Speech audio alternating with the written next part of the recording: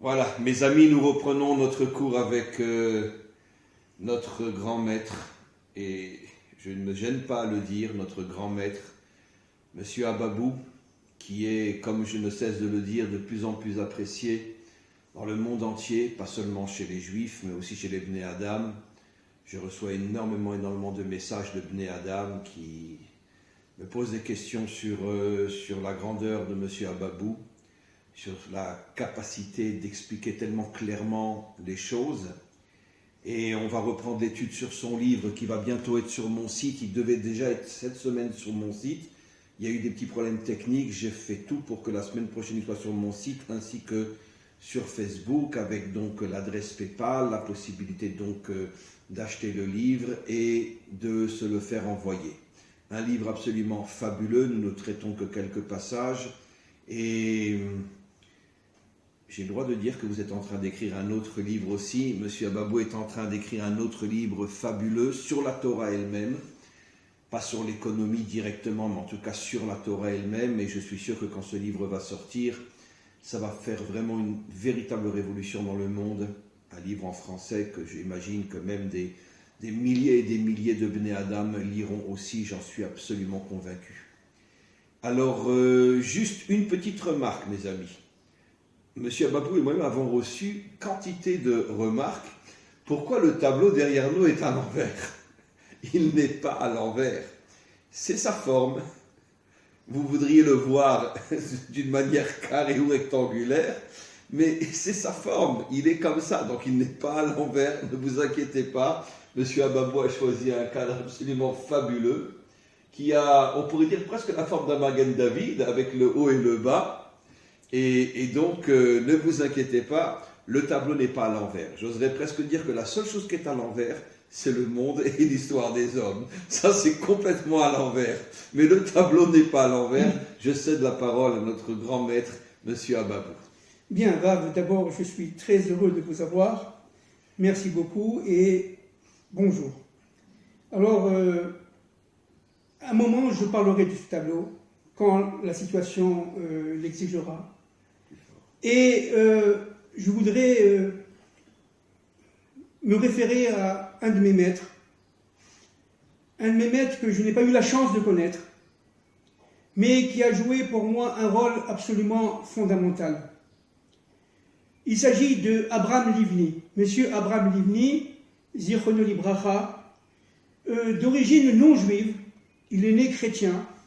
Il s'appelait Monsieur Michel Blanc. Et Monsieur Blanc a été, à 20 ans, au lendemain de la Seconde Guerre mondiale, extrêmement touché par la Shoah, fondamentalement touché au plus profond de lui-même, notamment par le silence des élites et le silence du monde. Alors qu'au départ, il était très chrétien. Alors qu'au départ, il était très chrétien, il a étudié beaucoup la chrétienté, très profondément, et après la Seconde Guerre mondiale, il a complété ses études de religion, j'allais dire d'exégèse biblique, par de la philosophie. Il a été professeur de philosophie à la Sorbonne, et ce monsieur extraordinaire, après un travail intérieur tel qu'Abraham, vous voyez, il s'est fait appeler Abraham, Michel Blanc est devenu Abraham Livni, et ce monsieur a, de jour en jour, d'année en année, travaillé sur lui-même comme a fait Abraham, pour essayer de comprendre qui il était au fond de lui-même. Il part en voyage plusieurs fois au Maroc, il rencontre sa future femme, Nelly, et il se convertit dans les années 60. En 1961, il arrive à Jérusalem avec sa femme, et c'est devenu mon voisin. Malheureusement, je ne l'ai pas connu, il est décédé en 1988-89 dans ces eaux-là.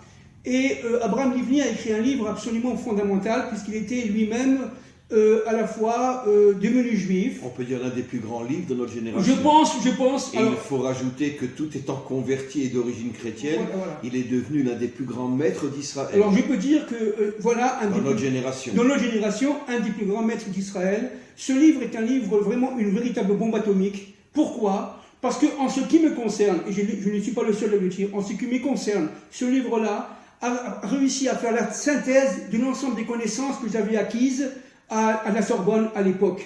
C'est-à-dire que j'avais eu beaucoup de connaissances, mais qui étaient non reliées les unes par rapport aux autres. Ce livre-là m'a donné la dynamique secrète de l'histoire, ce qu'il appelait déjà à l'époque la méta-histoire, qui permettait véritablement de se connaître de l'intérieur en tant que juif. Ce serait bien de le présenter d'ailleurs devant Oui, l'écran en tant pour que que juif. les gens puissent l'acheter. Alors écoutez, c'est un livre qui est relativement ancien. Je pense qu'il est toujours disponible en librairie ou ailleurs. Dans les librairies juives, c'est sûr, oui, à Paris. alors voilà, à Paris sur ou ailleurs, Amazon, ou sur peut-être. Amazon, voilà. Il s'agit du livre d'Abraham Livni, voilà, je le montre. Abraham Livni, Le retour d'Israël et l'espérance du monde, aux éditions du Rocher, distribué à l'époque Et par je par tiens à Guy rajouter, Biafra. excusez-moi de vous interrompre, que ce soit un chrétien d'origine, bon, vous savez tous, j'ai déjà expliqué des milliers de fois dans mes cours qu'un converti, ce n'est pas un non-juif qui se convertit, c'est une âme perdue qui revient, et généralement de grandes âmes qui étaient tombées très Bien bas, sûr. et quand elles se redévoilent à l'intérieur de notre peuple, ils deviennent les plus grands. Bien sûr. Que ce soit quelqu'un qui, jusqu'à l'âge de 20 ans ou plus, était entièrement investi dans la chrétienté, et il a écrit un des livres les plus extraordinaires sur l'histoire du peuple juif et le retour d'Israël sur sa terre, ça montre vraiment que c'était une âme d'une immensité qui était tombée complètement et que le maître du monde a aidé à revenir à la maison. Exactement. Alors, il faut savoir quand même que c'était un spécialiste de Paul Valéry. Paul Valéry était un poète français extrêmement puissant, extrêmement profond, et il a écrit plusieurs livres sur Paul Valéry. Et à partir de Paul Valéry, qui était un chrétien, eh bien, il s'est remis en cause lui-même, M. Abraham Livni, pour devenir hébreu. Abraham Livni est devenu un hébreu et non pas un juif. Un juif devenu hébreu. Qu'est-ce qu'un hébreu? C'est un combattant. C'est d'abord un combattant. Un combattant de quoi? De Dieu. Un combattant contre le mal. Une force intérieure. Cet homme avait une force intérieure absolument D'ailleurs, redoutable. le mot hébreu, comme l'explique le maître, signifie celui qui va à Un contre-courant. contre-courant.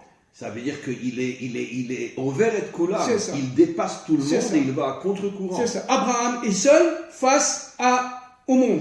Nos maîtres disent pourquoi on l'a appelé l'hébreu, parce que le monde entier est d'un côté de la rive et lui est de l'autre côté de la C'est rive. ça. Il refuse d'être avec la majorité, avec C'est la ça. masse. C'est ça. C'est ça. Alors, ce monsieur Abraham Livni, de mémoire bénie, je vais citer tout son livre, en fin de compte, on peut citer tout son livre, mais je vais citer un paragraphe à la page 350 de son livre. Cette tâche d'unification de toutes les connaissances, réajustée et ressourcée dans l'unité créatrice, retrouve particulièrement son actualité et son urgence dans le temps du retour d'Israël sur sa terre. Les connaissances de toute nature, scientifiques, philosophiques ou morales, qui se sont accumulées dans le monde, s'y trouvent en quelque manière en exil, tant qu'elles y sont dispersées comme les morceaux d'un grand puzzle disloqué, dont personne ne peut en faire la synthèse, ni reconstituer l'image d'ensemble. Or, cette synthèse n'est possible qu'en retrouvant la vitalité secrète qui a animé le développement de chaque science. Et cette vitalité appartient nécessairement au grand art de vie qui soutient toute la création, bien que les peuples en détournent souvent l'usage, en contradiction avec sa finalité. Selon le Rav Tzadok HaKohen, écoutez ça, Rav, cette vitalité représente une Torah orale dispersée parmi les nations. Israël a été envoyé en exil pour la recueillir, cette Torah orale. En même temps que recueillir toutes ces âmes perdues Exactement. qui ramènent avec eux toutes ces étincelles. Exactement. C'est ça le Mais but. vous savez que nos maîtres le disent clairement. La raison profonde et cachée derrière toutes les fautes qui ont causé l'exil, mais nos maîtres disent la raison profonde, c'est pour aller chercher les âmes perdues au C'est milieu ça. des nations. Exactement. C'est la raison profonde de l'exil. Exactement. Alors, je reprends, selon le Rav Tzadok HaKohen, cette vitalité représente une Torah orale, vous voyez Rav, une Torah orale, dispersée parmi les nations. Israël a été envoyé en exil pour la recueillir. Au temps du retour, il doit ramener cette Torah orale des nations et la réunir à sa source, recomposant l'unité des connaissances sous la couronne de la Torah et de Dieu. C'est inimaginable, c'est immense, c'est tout le programme d'Israël du retour. C'est incroyable parce que pas plus tard que hier soir, j'ai donné un cours Zoom avec des francophones israéliens et je ne savais pas que vous alliez parler de ça aujourd'hui. j'ai expliqué entre autres que toute la délivrance finale dépend de l'union et de l'unité entre les nations et Israël. Absolument. Et que Israël n'arrivera jamais seul à réparer le monde s'il n'y a pas d'abord un couple qui se forme entre Israël et les nations. Absolument, c'est absolument cela. C'est exactement ce qu'il dit. C'est ce qu'il dit il y a combien ? Il y a plus de 40 ans. Il y a plus de 40 ans. Alors, comprenons une chose. Israël est une terre extrêmement spéciale, on l'a dit l'autre fois. Elle est composée de ce que moi j'appelle des points cosmiques, c'est-à-dire des petits vaves. Qu'est-ce que c'est qu'un vave? C'est l'homme, hein, d'accord? Un tronc d'arbre, d'accord? Qu'est-ce que c'est qu'un vave? C'est une lettre qui réunit le ciel et la terre. On appelle en hébreu vav achibur. C'est la lettre des réunions. Exactement. C'est la lettre qui va réunir les forces d'en haut et les forces d'en bas. Et surtout les forces contraires. Exactement. Surtout les forces contraires. Sans le vav, il ne peut pas y avoir de tiferet, il ne peut pas avoir de monde. Et c'est pour ça que l'homme a été créé le 6e jour. Exactement. Qui a la valeur numérique du vav, pour nous faire comprendre que la fonction de l'homme authentique, c'est de réunir les contraires. Exactement. Alors pourquoi nous étions en exil en fait? Évidemment, il y a énormément d'explications, mais une explication parmi des milliards d'autres. Pourquoi on était en exil? Tout simplement pour être un peuple témoin de l'évolution de la dynamique des civilisations. Et à la fin des temps de l'histoire, car nous avons traversé toutes les civilisations. Et au niveau des systèmes, le capitalisme, le communisme, le socialisme, le féodalisme, tout ce que vous voulez. Et le but, c'est de revenir avec cette connaissance induite en nous, grâce à nos ancêtres. On vient ici et on reprend l'ensemble des époques qu'on replaque en terre d'Israël de manière à créer l'unité, non seulement de l'espace, mais du temps. C'est-à-dire que Israël, c'est fait de points cosmiques qui réunit le ciel et la terre, l'espace et le temps. Pourquoi faire? Pour le dépasser. Pour dépasser l'espace-temps. C'est-à-dire que le but, c'est de faire le Aleph, c'est-à-dire l'unité en nous, par l'union entre le You d'en haut et le You d'en bas, grâce à ce fameux Vav. Et qu'est-ce que c'est qu'Israël? Regardez, Israël a la forme d'un Vav. Vous voyez, Israël a la forme d'un Vav. Ah, le pays lui-même. Absolument. Regardez, c'est la forme d'un Vav. Absolument. Hein, vous comprenez? Alors, c'est pour ça que, pourquoi les ennemis vont attaquer du nord, disent nos prophètes? Parce que tout simplement, ils vont attaquer par la tête. Pour empêcher que le Vav se relie au ciel. D'ailleurs, l'exil a commencé par le nord. Sanchériv, qui a exilé 10 tribus, est venu du nord. Voilà. Les Babyloniens, qui ont après exilé les 2 tribus qui restaient, venaient du nord aussi. Exactement. Donc, alors, ce qui est extraordinaire, c'est que Abraham Livni et ce Rav à Cohen, Zichronam Libracha, eh bien, ils ont véritablement eu l'audace, c'est une audace, n'est-ce pas, de dire qu'en fin de compte, toutes les connaissances du monde qui ont été disséminées dans toutes les nations au cours des générations et des civilisations vont revenir, et pour que le puzzle d'ensemble soit reconstitué, mais à partir d'Israël et à partir de Jérusalem notamment et surtout. Jérusalem deviendra la capitale spirituelle, morale et même philosophique de l'humanité tout entière. Absolument. Tous les chemins mènent à Jérusalem. Absolument. Les Romains ont changé cette phrase qui est dans Michelet et on dit tous les chemins mènent à Rome. Parce qu'ils ont voulu finalement s'accaparer l'identité d'Israël. Exactement. C'est ce que toujours ont fait les dirigeants des nations, voler l'identité juive en essayant de la récupérer. Mais finalement, la capitale mondiale au moment de la délivrance sera Jérusalem. Voilà. Pourquoi? Parce que Jérusalem porte en elle cette capacité de dépasser l'espace-temps. Elle porte en elle le temps et l'espace, en elle, mais avec cette capacité d'arriver à ce qu'on appelle le Noun, c'est-à-dire les 50 lumières, comme on l'a dit l'autre fois, afin d'arriver à l'unité.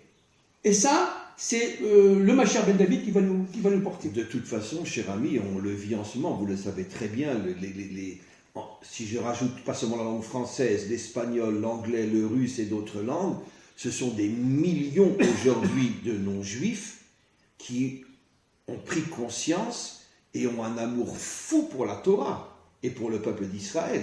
C'est une chose dont les nations ne parlent pas, mais j'imagine qu'elles le savent. Mais elles préfèrent ne pas en parler. Mais nous qui enseignons, nous savons que aujourd'hui sur mon site, et j'imagine beaucoup d'autres rabbinim, j'ai plus de non-juifs qui m'écoutent que de juifs, puisque eux ils sont 7 milliards et nous on est quelques millions. Ça veut dire que je suis peut-être à 60% de non-juifs et 40% de juifs, parce qu'ils sont tellement nombreux. Et ils se réveillent dans le monde entier. Donc on est vraiment dans les temps de la délivrance. Exactement. Alors, donc, ce qu'il faut bien comprendre, c'est que notre présence chez les nations est certes une présence douloureuse, une souffrance inouïe, surtout en Occident.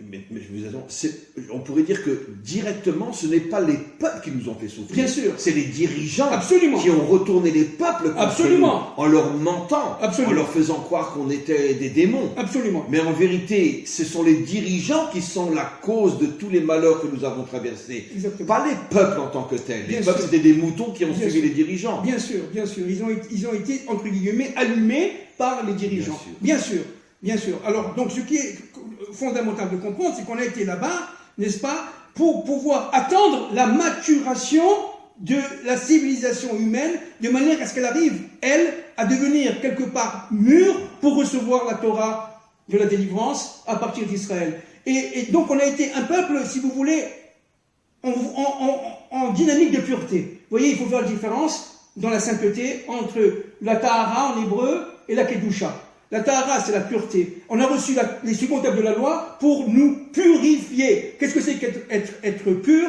C'est être en capacité potentielle de Kedusha, ça veut dire de sacralisation.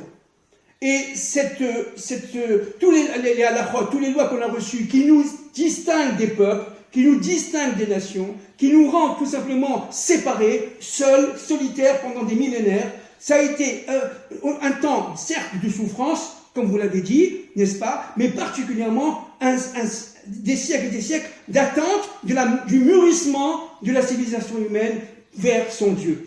Et pour cela, il faut être complètement tahor. Ça veut dire qu'il faut être complètement pur. Pourquoi? Parce que au temps du Mashiach ben David, lorsque la Kedusha va se rétablir dans le monde à partir de Jérusalem, et à partir de Jérusalem seulement, la Kedusha dans le monde va permettre à ceux qui sont tahor du peuple hébreu, à ceux qui ont participé siècle après siècle, en siècle après en siècle, à toutes ces lois, toutes ces halakhot, comme on dit en hébreu, etc., eh bien, à ce niveau de pureté tel qu'il permettra de se marier avec la terre d'Israël, et là, le dénutial étant la Shrina, étant la présence divine, Israël étant une terre féminine, le peuple juif étant un peuple masculin, ensemble, ça va être un couple Israël. Maintenant, ce couple-là est absolument fondamental et sine qua non pour la réunion d'Israël et des nations.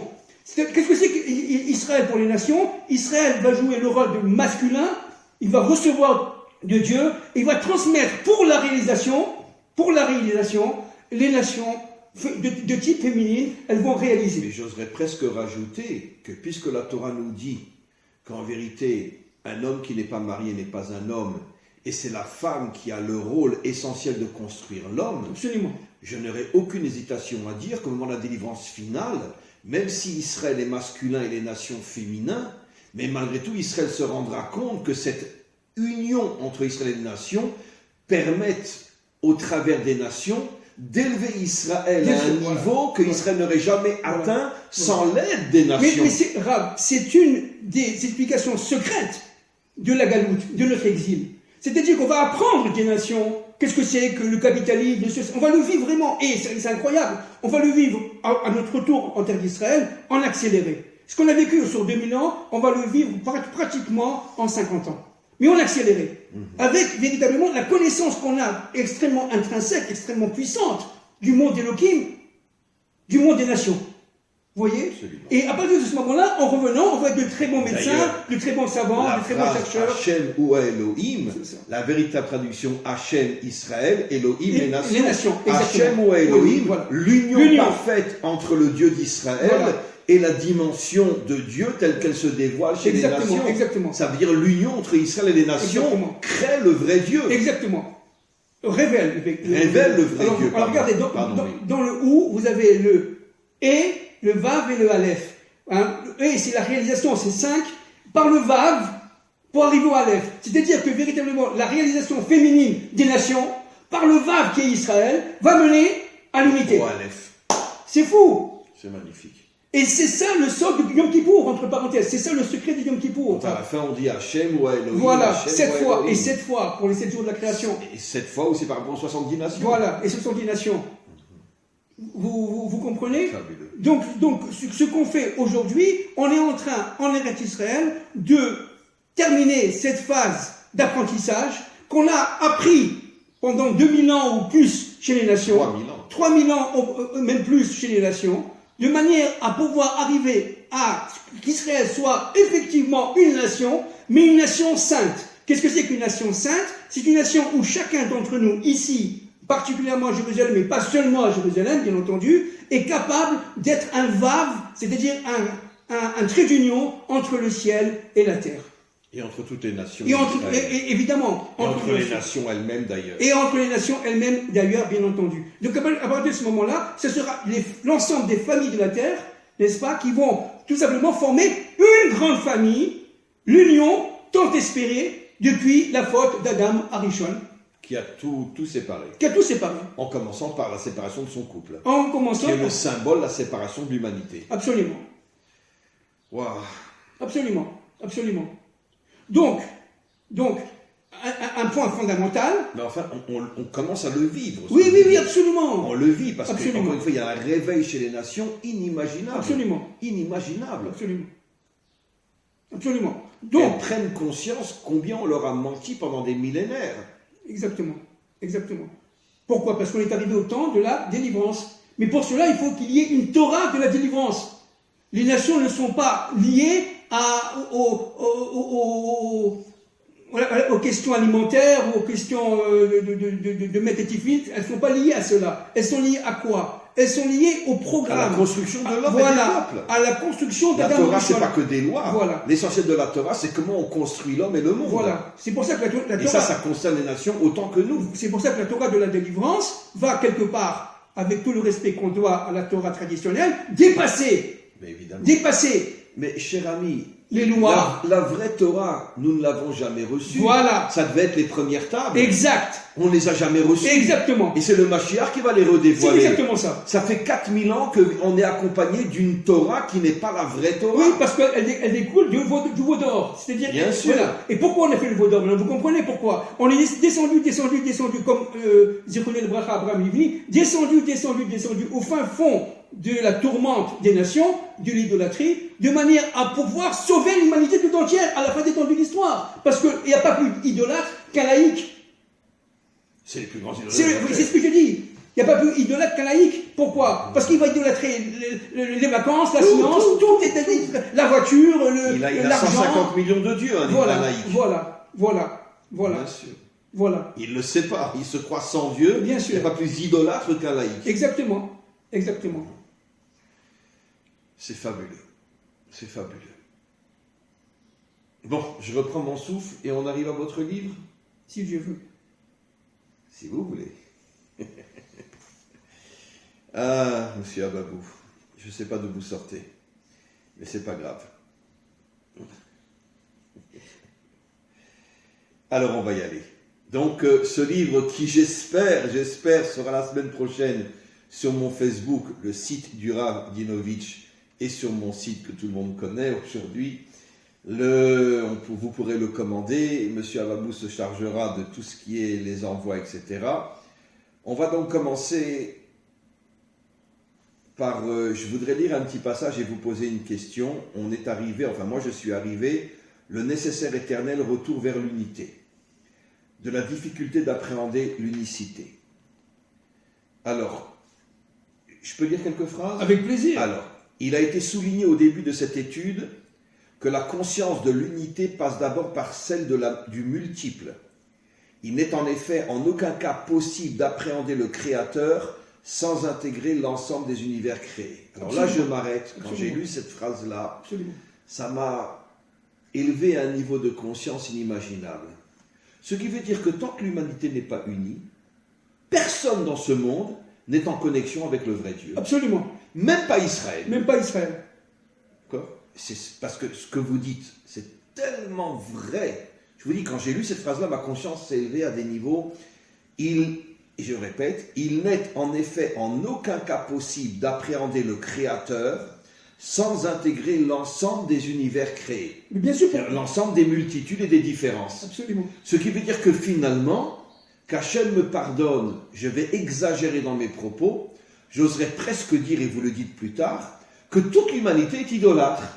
Chacun n'a que sa fraction de Dieu. Absolument. Mais personne n'a le vrai Dieu. Oui, absolument. Puisqu'on est tous divisés. Absolument. Même à l'intérieur d'Israël, regardez le problème politique qu'on a en ce moment, regardez à l'intérieur du monde religieux, je suis ci, je suis ci, je suis ci, et chacun est dans un mouvement, chacun est dans une catégorie, on est tous divisés, donc on est tous des idolâtres. Rav, avec le respect que je dois à la Torah et aux élèves de Rabbi Akiba, les 24 000 qui sont morts, hein, nous sommes à la période du Homer, avant... Et ça y est, vendredi, voilà.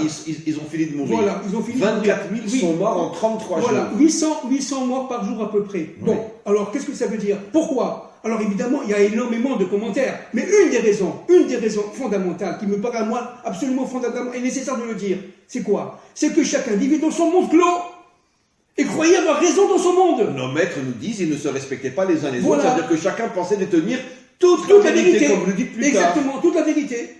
Et là, véritablement, le peuple juif, qui est le microcosme du monde, je répète, qui est l'universel en petit, est rentré en deuil. Nous sommes en deuil.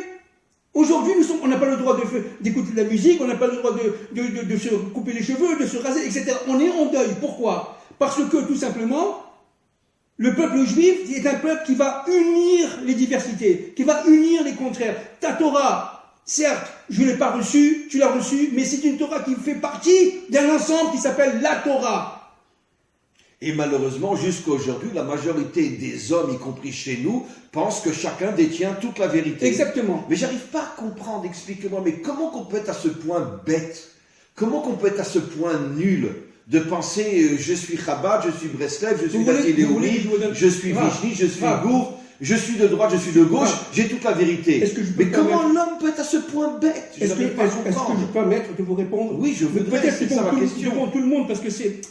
Écoutez, je vais peut-être bousculer énormément d'idées reçues. Énormément. Le Olam Haba. Le monde à venir. Ça veut dire le monde à venir. Le monde qui va venir après l'arrivée du Mashiach, etc. C'est-à-dire le monde qui va nous permettre de rentrer dans une lumière... Qui est ce monde réparé. Exactement. C'est pas un monde spirituel. Exactement. C'est exactement ce que je voulais vous dire. C'est quoi? C'est tout simplement ce monde qui a fait tchouva par rapport à Dieu, qui s'est réparé par rapport à Dieu. Donc, qu'est-ce que ça veut dire? Écoutez-moi bien, s'il vous plaît, Rav. Dans ce monde-là, vous avez l'ensemble des mondes en potentialité. Par exemple, dans les autres mondes, si je suis Lubavitch, je viens ici dans ce monde, mais je suis Lubavitch. Parce que dans ce monde-là, il y a une lumière qui s'appelle Lubavitch, qui s'appelle Rabbi Nachman de Breslev, etc. Mais moi, je me sens que je suis là. Et c'est moi ça le monde. Alors les chrétiens, c'est la chrétienté, c'est pareil. Je peux pas dire aux chrétiens tu as faux, tu es nul. Pourquoi? Parce que lui, il vient de ce monde-là. Et quand il vient de ce monde-là, qui donc du monde de l'autre côté du voile, eh bien il revient ici. Mais c'est ça sa vérité. Et c'est quoi le Mashiach? Qui va dire oui, c'est votre vérité, mais il y a une vérité qui va unir toutes ces vérités-là, qui va faire que Dieu est un. Vous comprenez? C'est-à-dire qu'un Lubavitch qui revient, mais bien sûr qu'il est Lubavitch, il sent qu'il est Lubavitch. On ne peut pas lui dire tu as faux. Ah non, il est surtout pas que Dieu soit pas Lubavitch. Bien sûr. Mais il faut lui dire, mais ne pense pas que c'est ta tendance exact. qui détient toute la Torah. Voilà. Tu n'es qu'une partie du puzzle. Exactement. On est, comme a dit le Rav Abraham Livni, ce n'est qu'une partie du puzzle. Alors c'est vrai que la Rabbi Nachman, on ne mélange pas les sources, les éléments sources qui étaient immenses. N'est-ce pas, le Rabbi est immense, de Lubavitch, etc. Baba Saleh est immense, etc. Le Ramchal est immense. Tout cela, ce sont des immenses. Mais ce sont des éléments sources qui fait que dans ce monde-là, j'appartiens. Et à partir de ce moment-là, je reviens pour faire un certain nombre de réparations à partir de ce monde-là. Mais attention, il y a d'autres mondes. Et ces mondes-là sont liés entre eux. Et c'est dans le Mashiach. Je vais vous donner un exemple. Regardez. Est-ce que vous comprenez, Rav? Mais c'est sublime ce que vous dites. Je veux juste renforcer ce que vous dites par un exemple. Il y avait les 12 tribus en Israël quand on est rentré en Israël. Pendant pratiquement 500 ans, on n'a pas de roi unificateur. Exactement. Pourquoi? Parce que chaque tribu pensait être tout Israël. Exact. Jusqu'à ce qu'est venu le vrai roi David Améler, qui a fait comprendre à chaque tribu qu'elle n'était qu'une partie de la nation, et qu'au-dessus des tribus, il y avait la nation. Et David est arrivé à les convaincre. Ça n'a pas duré longtemps. 2 générations après, il y a à nouveau le schisme. 70 ans, oui. Voilà. Mais On voit même dans l'histoire d'Israël, pendant 500 ans, ils ne sont pas fichus de se mettre un roi à leur tête, parce que chaque tribu pense être tout Israël. Exactement. Et encore une fois, vous l'avez dit, on est le microcosme de tout ce qui se passe dans le monde. C'est ça. Mais c'est tout le débat entre les frères et Joseph. C'est tout le débat entre les frères et Joseph. Yehuda dit à Joseph, quoi, tu te prends pour un roi? C'est moi le roi, c'est moi la tribu de Yehuda, c'est moi qui va sortir le Mashiach. Tu te prends pour le Mashiach? Alors j'ai une question à la suite de cette remarque-là. Mais comment on va y arriver? Vous croyez sincèrement que les hommes en général, et même à l'intérieur du peuple juif, un homme va arriver à comprendre qu'il n'est qu'une parcelle de vérité, oui. Comme vous le dites d'ailleurs plus tard, oui. Qu'en vérité les parcelles sont vraies, mais oui. elles ne sont qu'une parcelle. Exact. Comment, qu'est-ce qu'il faut, quelle révolution il faut pour que enfin l'homme comprenne et admette qu'il naît un homme authentique? Je parle pas tous les méchants de ce monde, eux ils sont rien. Mais je parle même dans le monde authentique, qui lui fait l'erreur de penser qu'il a toute l'authenticité. Comment on va arriver dans le monde authentique à faire comprendre à chacun, aussi grand soit-il, tu n'es qu'une parcelle de vérité? Parce que Dieu va mettre, si vous voulez, va transformer le cœur de pierre en corps de chair. Oui, Qu'est-ce que c'est le prophète? Qu'est-ce que ça veut dire? Ça veut dire que véritablement, on va avoir un surplus d'âme qu'on n'a pas aujourd'hui. Qui est en nous, qui est introduit dans nous, mais qui n'est pas encore révélé en chacun d'entre nous. Et au niveau de la collectivité, c'est pareil. On va devenir, si vous voulez, quelque part, hébreu comme était Abraham Avinu. Ça ne dépend que de Dieu, nous, on n'a rien à faire. Alors, attendez, je crois qu'on agit tous les jours, à chaque instant, à chaque civilisation.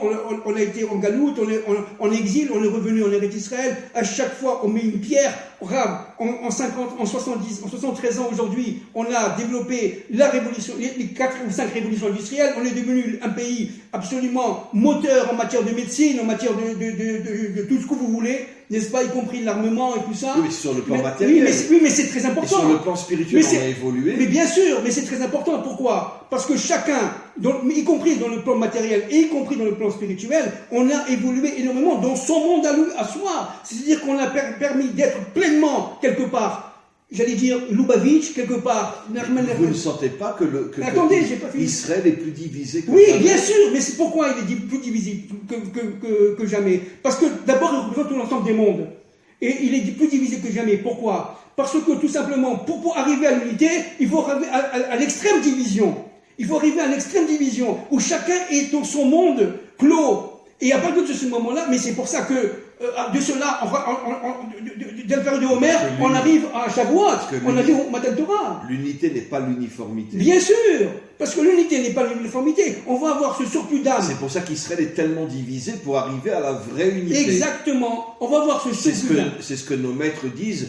Tomber pour mieux remonter. C'est exactement ça, c'est l'effet boomerang, c'est-à-dire véritablement, en fin de compte, on est arrivé... Donc, vous voulez dire que cette division que nous vivons aujourd'hui dans notre peuple est en vérité, fait partie du processus d'unité. Absolument, absolument. Cette super division, cette subdivision, j'allais dire presque à l'infini, où chacun représente un monde, mais c'est extrêmement ce que veut Dieu. Pourquoi? Parce que tant que chacun d'entre nous n'est pas en relation directe avec son propre intériorité, on ne peut pas faire ressurgir cette intériorité dans l'extériorité, à partir de ce moment faire le Aleph en nous, et à partir de ce moment-là être, si vous voulez, le vague de l'histoire. Oui, mais si chacun s'enferme dans sa vision du monde, comment le Mashiach va arriver à réunir tout ça? Alors le Mashiach va arriver à réunir tout ça par 2 étapes. D'abord, la fin du mal, la destruction des forces du mal, la destruction des forces d'Amalek.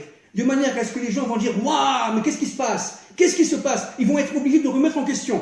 Et à partir de ce moment-là, une voix, j'allais dire douce, peut-être sur Internet, va commencer à expliquer aux gens, et les gens vont dire « Mais c'est ça, mais c'est ça, mais c'est ça !» C'est ça le problème. C'est ce qui se passe déjà. C'est pas, le Mashiach va pas dire vous les chrétiens vous êtes nuls, ou vous les musulmans vous êtes nuls, ou vous les wahhabites vous êtes nuls. Il va pas dire ça du tout. Qu'est-ce qu'il va dire? Il va dire en fin de compte vous avez tous raison, mais seulement dans votre monde à vous vous avez raison, mais le monde global appartient qu'à Dieu. Et le monde global c'est le Hémet. C'est quoi le Hémet? Aleph, Mem, Tav. Passer du Aleph au Tav. La première à la dernière lettre. La première, ça veut dire avec toute la lettre l'histoire. du milieu qui est le même. Qui est le même, qui est donc féminine, entre parenthèses. C'est la lettre féminine. Donc à partir de ce moment-là, il faut faire du Aleph au Tav. Et ça, le Mashiach ne peut venir que lorsqu'on a fait le Emet. Mais on a construit le Emet pour l'instant subdivisé en des millions de choses, ou des milliards de parcelles. Mais chaque parcelle joue son rôle. Je vais vous dire encore plus que ça. La chinoise qui va planter son riz à bicyclette joue un rôle très important, y compris dans le plan de Dieu. Par exemple. Pourquoi? Parce qu'elle représente un monde. Même la chinoise, qui est idolâtre, tout ce que vous voulez, elle représente un monde. Maintenant, le Mashiach va venir, va lui expliquer en Chine, n'est-ce pas? Qu'est-ce que c'est que la Chine? Pourquoi la Chine aujourd'hui devient... Que dans l'essence, elle a une vérité voilà. qui a été déformée. Exactement. C'est ce que vous dites plus tard. Exactement. Que finalement la division a pour source une vérité. C'est ça. Mais que la division falsifie.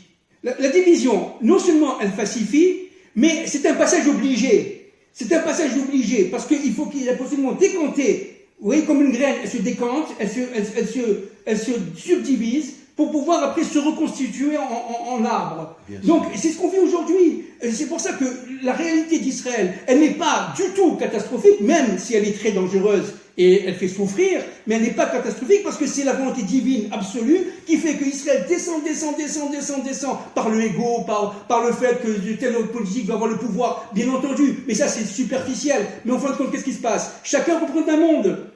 Et chacun qui vont voter en Israël pour tel ou tel homme ou tel parti représente là aussi une collectivité humaine qui représente un monde. Maintenant, tout ce monde-là va se réunifier par le Mashiach.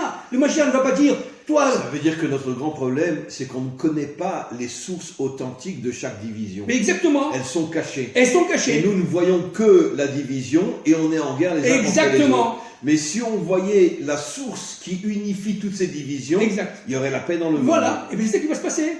C'est-à-dire que Dieu va nous donner la capacité à nous, Hébreux, d'avoir ce fameux Noun, c'est-à-dire cette Raya, qui fait que véritablement, on va comprendre que chacun est une lumière, mais que c'est une lumière, mais une lumière parmi tant d'autres. Parmi tant d'autres. Parmi tant d'autres. Personne n'est une lumière unique. Personne n'est une lumière unique. Personne ne domine rien du tout. Il n'y a que Dieu qui domine. Dieu est roi de la terre et de toute la terre, et le seul, il est seul.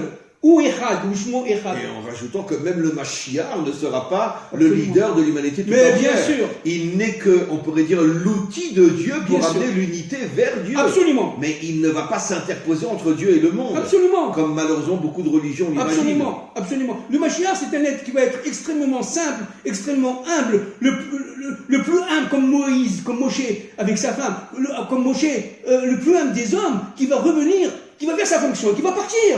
C'est tout. C'est tout. Il n'y aura pas de dynastie, de roi, de ce que vous voulez. Ce sera le roi Mashiach, qui sera le roi de l'universel. Et ce roi de l'universel va réunir les contraires grâce à sa source qui est Yaakov Avinu et Yosef. Tiferet et le Yesod. Et à partir de ce moment-là, ça c'est le sod, si vous voulez, du couple Yosef-Yaakov. Et à partir de ce moment-là, il va faire refléter par le Yesod de Yosef l'unité. C'est pour ça que Yosef était vice-roi d'Égypte. Il est parti pourquoi l'Égypte? Parce que l'Égypte, à ce moment-là, c'était l'universel consacré à l'époque. Bien sûr. C'était l'empire qui représentait tous les empires. Tous les empires. Et tous les exils. Donc, le but du Mashiach, c'est de réunir les contraires à l'intérieur d'Israël et dans le couple Israël, universel, Israël, humanité. Et donc, comment ça va se passer? C'est pas difficile, enfin, si je peux me permettre. Dieu Jérusalem, lorsque l'homme sera un vav, ça veut dire véritablement un point d'ancrage entre le ciel et la terre. Il va recevoir la parole. Et s'il est français, par exemple, il va la transmettre à une ville en Israël, parce que ce sont des sacs concentriques, vous voyez. Dieu Jérusalem, ça va être, par exemple, je dis n'importe quoi, un exemple, Netanya. Du Netanya, ça va être Bordeaux. Ça va être ça va être l'Alsace, ça va être Paris, ça va être...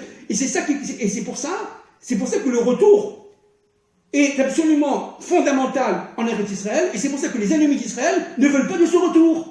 Parce qu'ils savent que ça va amener le salut du monde. Ça va amener la lumière du monde, le salut du monde. Bien sûr. C'est-à-dire qu'en fin de compte, à partir d'Israël, il n'y a pas de Jérusalem seulement, je vais allumer Boston, Philadelphie, New York, mais aussi Santiago du Chili, etc., etc.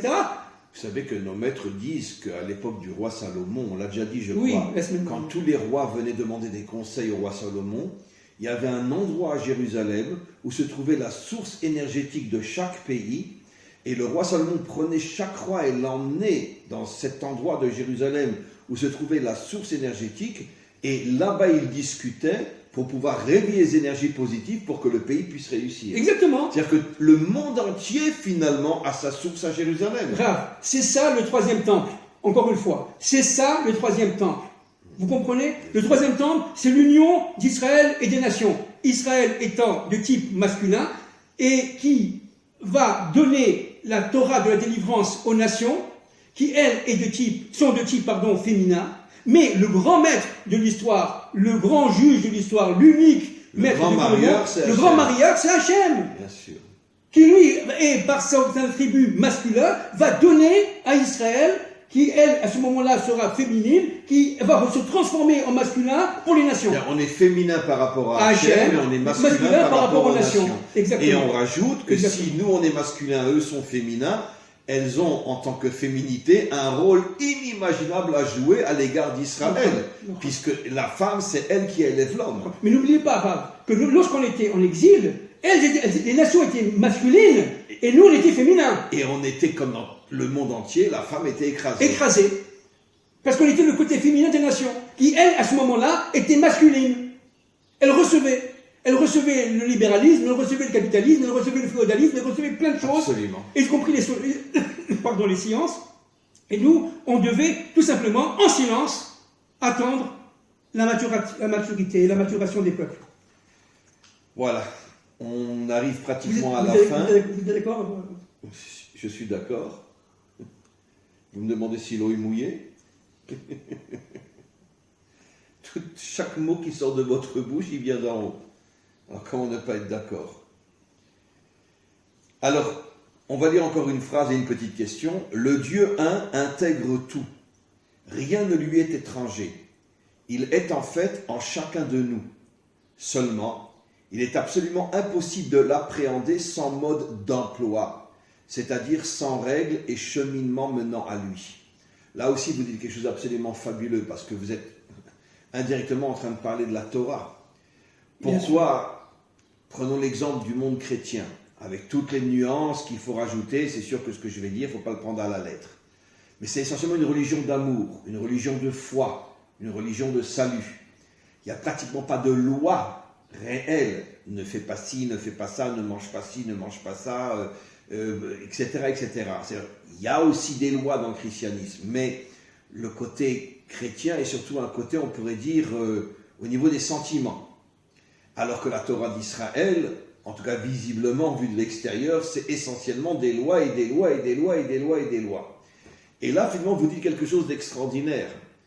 Quel est le lien entre la loi et la découverte du vrai Dieu? Parce qu'en vérité, la loi structure, la loi limite. Exact. La loi te fait comprendre que tu n'es pas tout. Exact. Et c'est comme ça que tu arrives au vrai Dieu, Voilà. qui est le seul qui détient l'unicité. Elle permet d'atteindre un niveau de tahara, c'est-à-dire de pureté telle, de manière à retirer tout votre ego, tout votre égoïsme, tout votre individualisme, de manière à comprendre qu'on n'est rien. Et qu'est-ce que c'est que la Dvekut Hashem? Ça veut dire se relier à Dieu. Qu'est-ce que ça veut dire? Je reçois de Dieu et j'accomplis, c'est tout, sans réfléchir et sans du tout me contrer. Et ça casse mon ego. Et ça casse complètement mon ego. Je ne suis plus rien devant Dieu. Je deviens esclave de Dieu et non pas esclave des pourris du mal et des hommes. Mais esclave de Dieu. Seulement esclave de Dieu. Et c'est pour ça que le peuple d'Israël... Et en réalité, en devenant esclave de Dieu, on devient un homme libre. Bien sûr. Parce que toute l'intention d'Hachem, en le servant, le vrai Dieu, c'est de faire de nous des hommes authentiques, Bien des sûr. hommes libres, Absolument. qui ne sommes plus soumis à toutes les forces de ce monde. Absolument, absolument, absolument. Donc le but absolu, c'est d'arriver à ce niveau de connaissance par la Torah, les lois qu'on a reçues, les 10 commandements, etc., et toute la Gemara, et tout, Donc, etc. on comprend pourquoi au moment où Hachem nous a proposé à nous les premières tables que Bien nous sûr. avons reçues, Bien il sûr. a proposé aussi 70 autres facettes de la Torah aux 70 Bien nations. sûr, bien sûr. Pour leur faire comprendre, si vous voulez arriver à moi, vous n'y arriverez pas sans la loi. Exactement. Parce que sans structure, on ne peut pas atteindre le vrai Dieu. Exactement. Exactement. Mais que veut faire les forces du mal aujourd'hui? Faire le grand mélange et détruire les structures pour pouvoir dominer. Que veut faire aujourd'hui dans cette histoire de mondialisation? On veut tout simplement faire en sorte que l'homme, avec sa dépersonnalisation, on lui montre son ego, on lui montre carrément son monde du plaisir, du désir, de l'argent, etc. De manière à en faire rien du tout. Vous comprenez? Rien du tout. Une chose. D'ailleurs, avec toutes les nuances qu'il faut rapporter à ce que je vais dire, le monde occidental a commencé avec l'amour de Dieu et maintenant est tombé complètement dans l'amour de tous les plaisirs de ce monde. C'est ça. Le même modèle, l'amour, exact, qui était d'abord à l'égard de Dieu dans la chrétienté, est devenu l'amour de tous les plaisirs de ce monde. Exactement. Ça veut dire le culte de l'ego. Exactement. C'est pour ça que la seule solution, c'est ce qu'on appelle en hébreu le Dvekut Hashem. Ça veut dire se relier complètement, se coller complètement à Dieu, jusqu'à perdre complètement son ego, complètement sa propre, j'allais dire, ses propres forces, de manière à donner toutes ses forces à Hashem, de manière à réaliser sa volonté. C'est ça le but. C'est ça le but d'Israël. Et à partir de ce moment-là, on devient complètement, parfaitement libre et indépendant de tous les systèmes. Et personne ne pourra nous atteindre. Personne, il n'y aura plus d'ennemis. Il n'y aura plus d'ennemis. En fait, l'ego nous limite. Voilà. La destruction de l'ego nous rend infinis. Exactement. Exactement. C'est exactement ça. Exactement. On arrive carrément. Plus un âme a de l'ego et plus il est limité. On arrive dans ce 8, dans ce chiffre 8, c'est-à-dire le chiffre de l'alliance. La bina. La bina. C'est le chiffre de l'alliance. Et d'ailleurs, la bin d'avar, mitor d'avar. Voilà. Que tous les secrets cachés vont se dévoiler. Exactement. Ça, c'est le Mashiach ben David. Parce que lui seul pourra rentrer dans la bina vraiment, par le chiffre 8. Lui seul va pouvoir dans ce 50e degré de pureté, de sainteté. Et dans un peuple qui passera de la Tahara à la Kedusha, et à partir d'Israël, dans lequel il sera lié en couple, va donner la Torah de la délivrance, qui va se dévoiler à un niveau incroyable, qui fait que les peuples ne pourront pas ne pas comprendre, chacun à son niveau, bien entendu, chacun à son niveau, et si chacun selon sa fonction, eh bien, ne peut pas comprendre que la vérité et le Hémet vient d'Israël et de son Dieu, c'est tout. Écoutez, cher ami, on va mettre fin à cet infini. On va à notre niveau, on va mettre fin à cet infini. J'avoue que l'échange d'aujourd'hui, enfin, de toute façon, chaque fois qu'on se rend compte, ça monte à un niveau qui nous fait presque oublier le précédent. Et alors aujourd'hui, je crois qu'on a atteint des niveaux. Je sais que quand ce cours va être diffusé, je le mets dimanche. À chaque fois, je le mets dimanche. Quand il va être diffusé, je m'imagine le tsunami de réponses et de remerciements qu'on va avoir. Je crois qu'au fur et à mesure qu'on se rencontre, on arrive à des niveaux d'explication, de compréhension, d'intériorité et d'authenticité que, je vous avoue très sincèrement, j'ai rarement atteint. Je vous remercie énormément. Bien sûr. Énormément. Que Dieu nous protège. Que Dieu nous protège. Et je m'adresse à tous ceux qui vont écouter ce cours absolument indescriptible dans sa puissance, dans son authenticité, que je pense que Hachem aussi nous permet de transmettre ces notions parce que c'est la preuve la plus grande que nous nous approchons de plus en plus. Oui, parce que le temps est arrivé, c'est tout. Le temps est arrivé. Voilà, et que en vérité, les canaux s'ouvrent. Voilà, Hachem donne dans chaque génération la Torah qui correspond à la génération. Exactement. Et comme nous approchons de la délivrance, exactement. Et ben Hachem nous transmet la Torah de la délivrance. Les voiles tombent les uns par rapport aux autres. Voilà. Les uns après les autres. Voilà, magnifique. En tous les cas, merci beaucoup, Monsieur Ababou et Maître Ababou. Et on se retrouve très prochainement. Merci. beaucoup.